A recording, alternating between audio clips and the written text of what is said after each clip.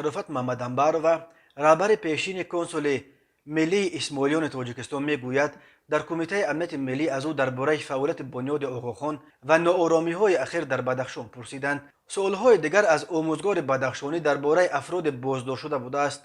شرافت محمد انبارova روز 18 آگوست در صحبت تلفنی با رادیو آزادی گفت او را روزهای 13 و 14 آگوست به اداره کمیته ملی در خوروغ دعوت و بازپرسی کردند. شرافت محمد انبارova حالا در نزد پیوندانش در خوروغ است. خانم محمد انبارova گفت که با او درباره جزئیات عهدنامه یا خود سازشنامه فعالیت بنیاد اوغوخان با تاجیکستان صحبت کردند. خانم محمد انبارova گفت تا آمدن به بنای کمیته امنیت به تشویش افتاده است، ولی هنگام پرسش ماموران امنیتی با او معامله خوب داشتند و با احترام سوال و جواب کردند. وی افزود که از سال 1993 به این طرف در بنیاد اوغوخان همچون اختیاری فعالیت داشته است و با نظر داشت همین سابقه کاری مقامات برای مشخص کردن فعالیت قانونی سازمان او را دعوت کردند. شرافت محمد انبارova گفت این عهدنامه پایه اصلی فعالیت تشکیلات و دانشگاه بنیاد اوغوخان در تاجیکستان است و در چند ده ساله شرایط برخی از قراردادها تغییر خورده است و با تجربه‌ای که دارم به همه سوالها پاسخ دادم.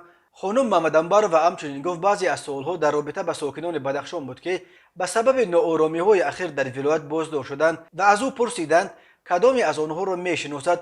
عین زمان تعدادی از گروه 44 و حدود 90 نفر از ساکنان روشن و تعدادی از فعالان مدنی بدخشان در بازداشت هستند. خانم محمد انبارova گفت که از میان بازداشت شدگان یک نفر منوچهر خالقنظرov را میشناسد که با والدانش در دانشگاه تحصیل کرده است.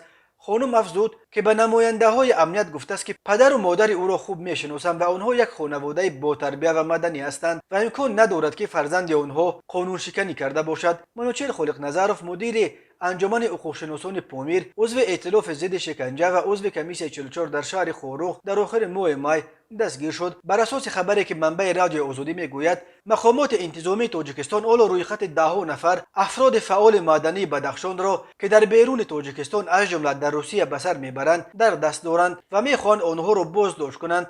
بنابراین خبر در روسیه گروه کاری 13 نفره وزارت امور داخله قرار دارد، هرچند خود مقامات در این باره حرفی نمیزنند. بعد ناآرامی‌های ماه نوامبر سال 2021 و ماه می امسال در بدخشان و به خصوص در ناحیه روشن مقامات انتظامی 10 نفر ساکنان ولایت و به خصوص فعالان مدنی و چهره‌های شناخته در ولایت را دستگیر کردند.